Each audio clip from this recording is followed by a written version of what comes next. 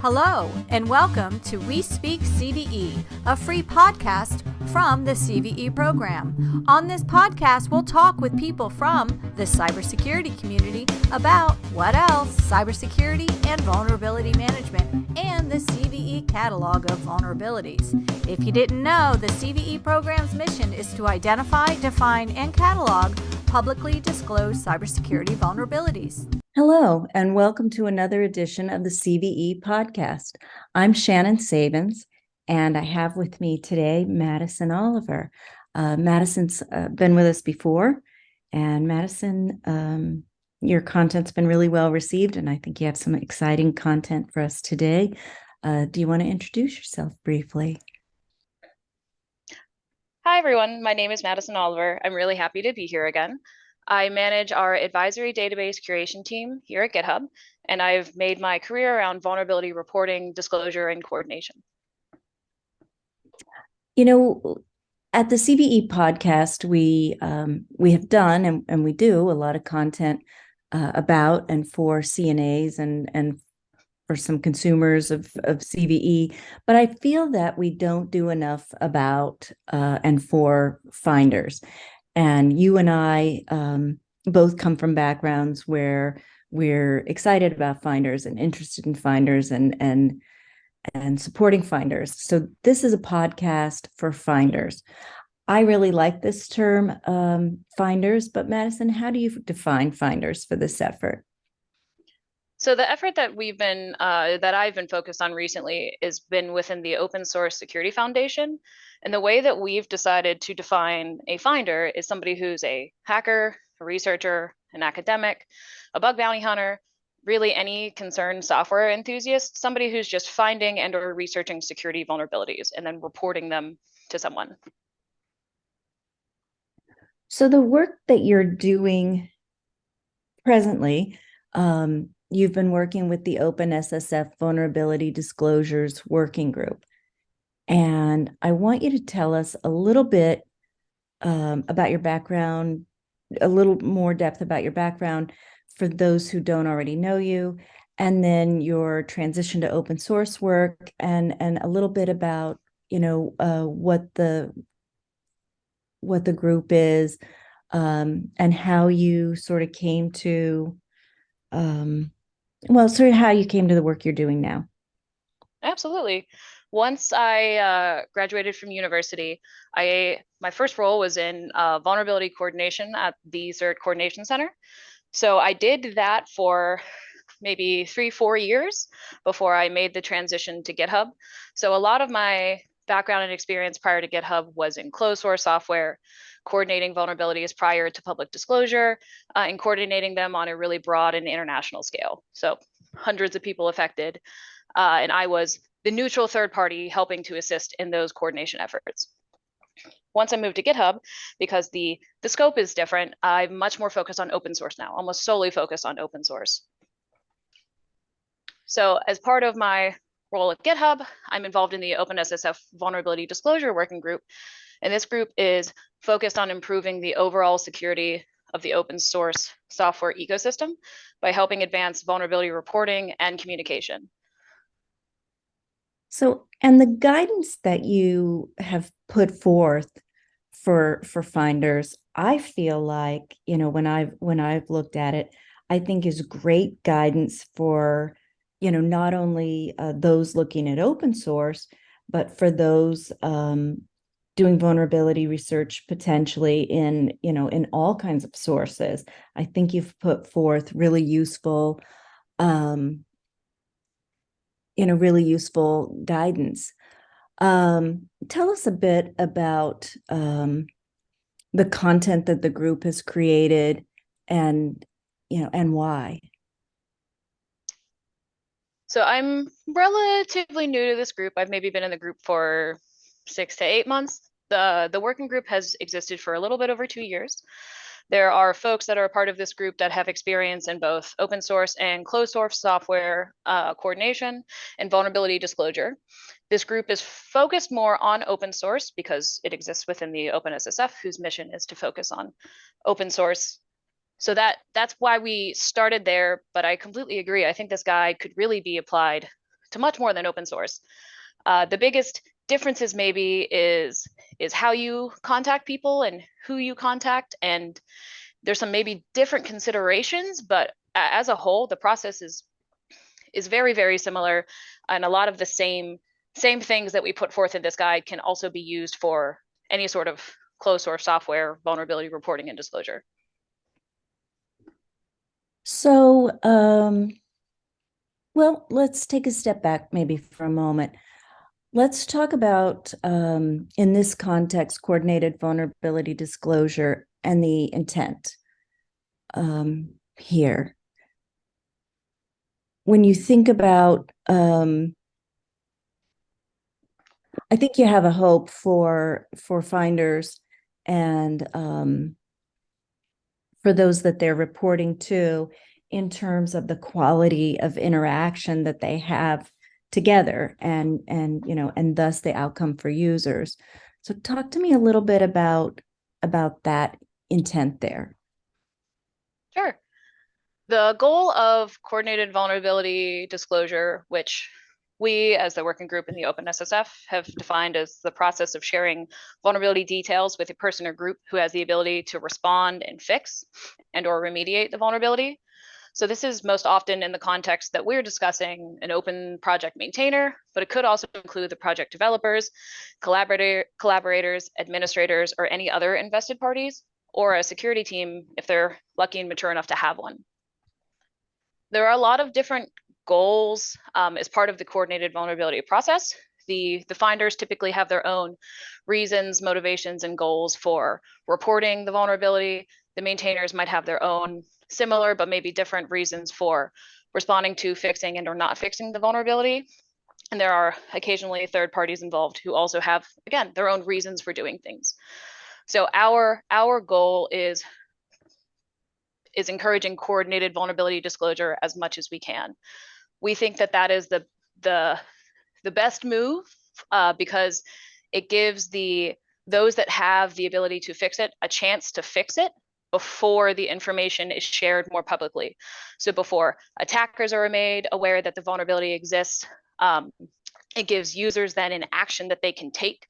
If this is published and disclosed with a fix available, it gives them some remediation steps, something that they can do to protect themselves. So we view this as the preferred method whenever possible. Obviously, this isn't always possible, but more often than not, this is what we're advocating for. Right. Absolutely. I in the past, I have also created some guidance for researchers around, but longer ago. Your content is, I think, excellent and recent. But helping people understand things that I think both sides can have assumptions about, what's needed or what needs to be said and what they perceive as understood. And sometimes when we perceive something as understood, we don't say the thing that we're thinking, and that can be so important. So do you want to outline some of the specific guidance here, and what the recommendation is to finders about communicating communicating their findings, and communicating their expectations, their timelines. I also noticed you have some templates here, which I think are really helpful. Maybe tell us a little bit about that, and what do you want finders to know about communicating their findings, right?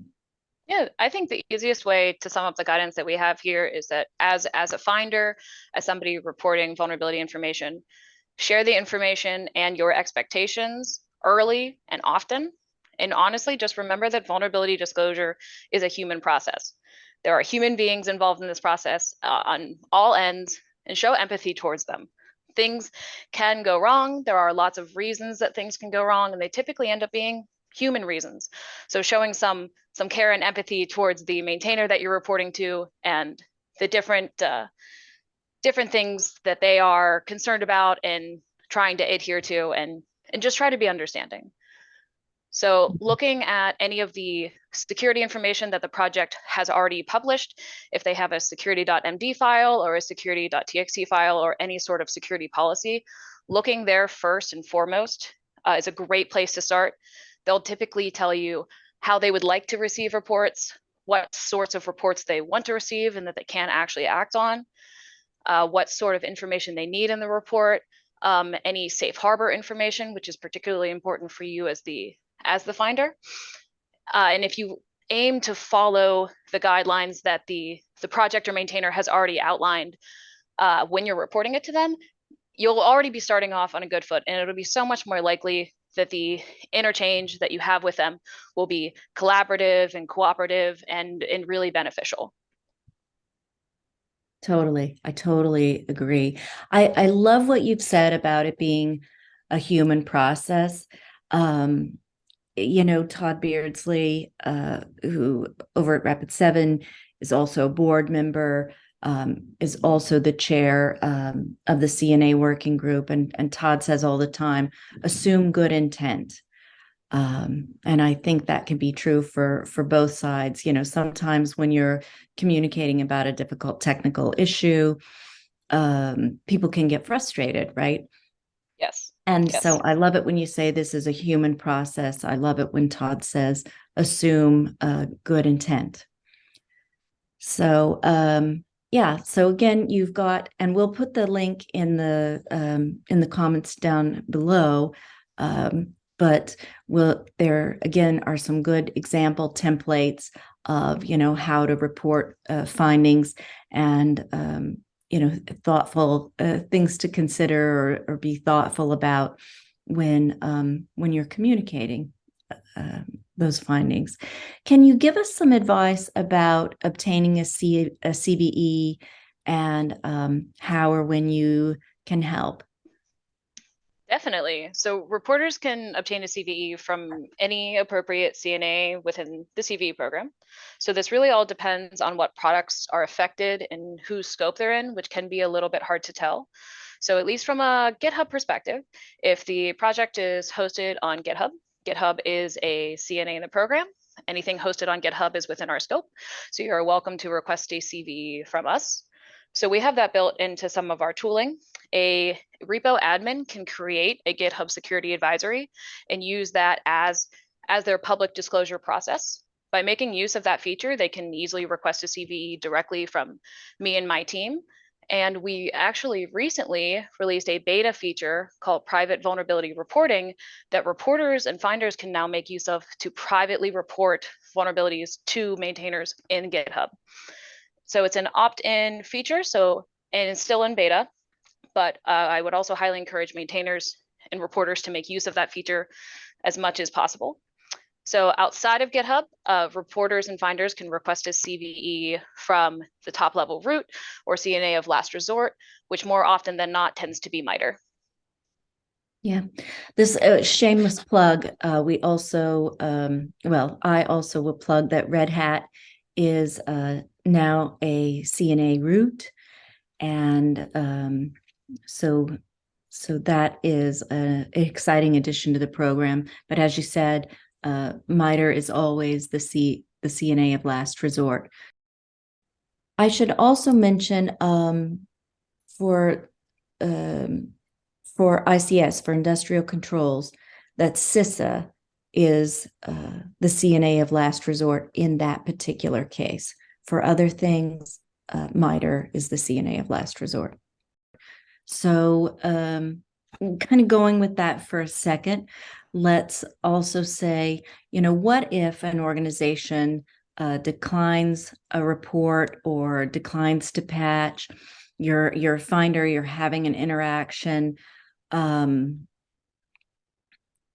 either with a vendor or with an open source entity. Just what if it all doesn't go as expected? Where do you turn? Yeah, and the guidance that we have in the guide, again, is really just meant to be general guidance, not not everything in the guide will fit every disclosure that a finder Right. does, and there of course will be issues that can arise sometimes. So we have some guidance in the guide about what to do if you do run into problems, different ways that you can get help. If you run into any issues with the CVE program or disagreements about whether or not a CVE should be assigned with a maintainer, the CVE program does have a dispute process that you as a finder can make use of without being a CNA. So I would encourage you to do that as well. GitHub has released some guidance for coordinated vulnerability disclosure and different steps that you can take if you run into problems. If you're unsure how to proceed, and it's a particularly complicated case and you really need some help, you're also welcome to contact the GitHub Security Lab for disclosure advice. And the CERT Coordination Center also has a well-known published guide to coordinated vulnerability disclosure that has a wonderful section on troubleshooting CVD and the different steps and different options that both maintainers or finders or other folks involved in the disclosure process can do and make use of when there are problems. Good, good. We should also say that, for disputes, MITRE is the secretariat of the CVE program. They are also, as we said, the CNA of last resort. There is a disputes process. It does take some time, but the board has created a process and is ultimately involved. So, you're not necessarily stuck if you don't get the result that you expect. I think we have a pretty fair process, but it does take some time if you had to go that route.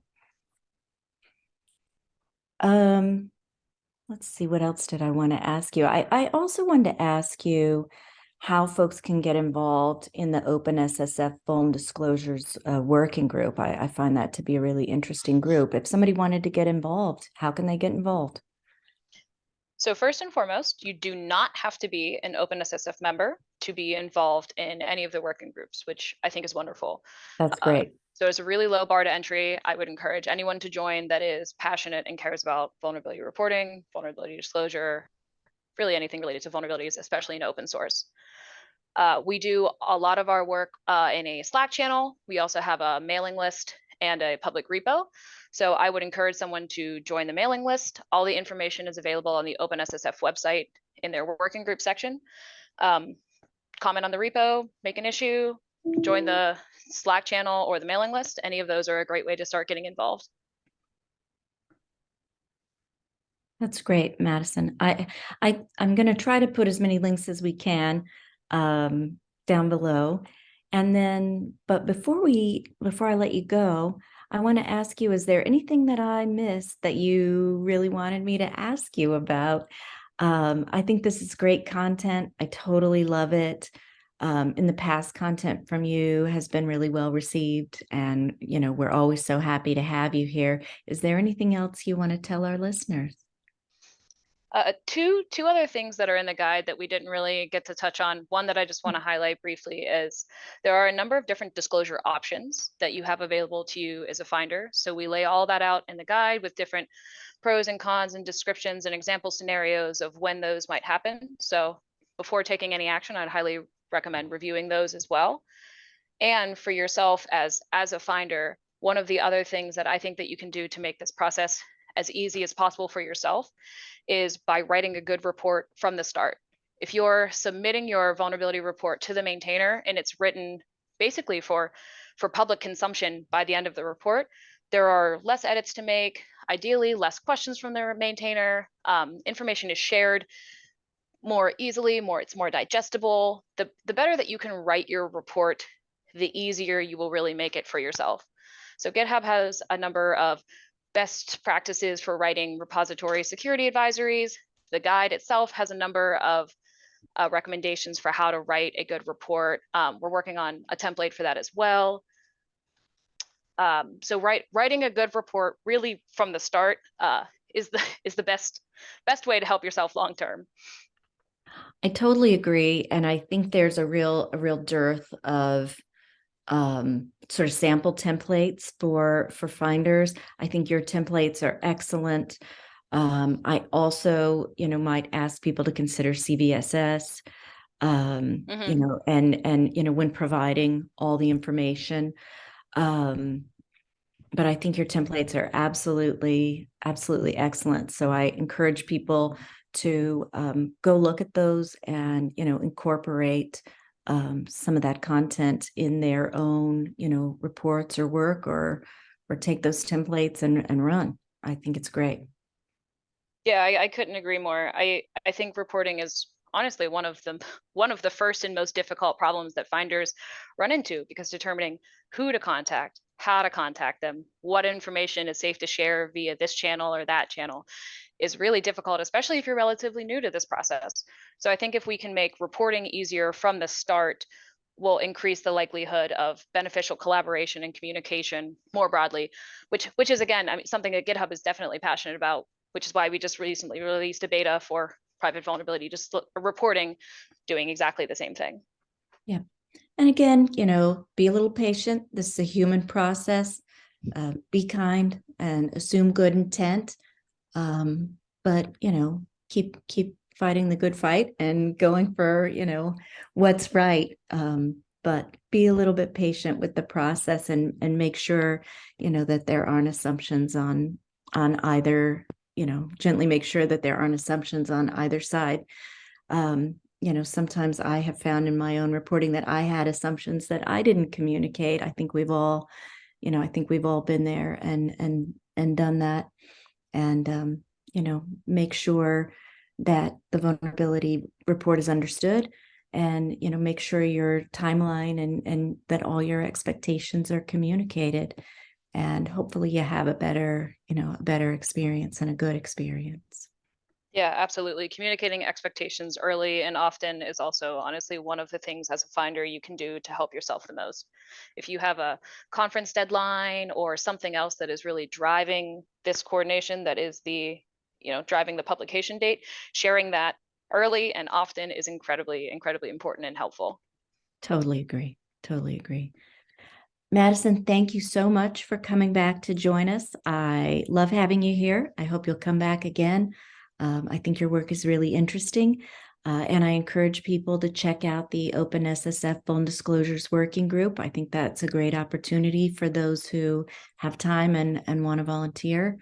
And thanks so much. Thanks for listening. Yeah, thanks everybody. Happy to be here. Thank you for joining us today on the We Speak CVE podcast, which is available for free on Buzzsprout and the CVE website. If you'd like to participate or suggest a topic, please contact us on the CVE website.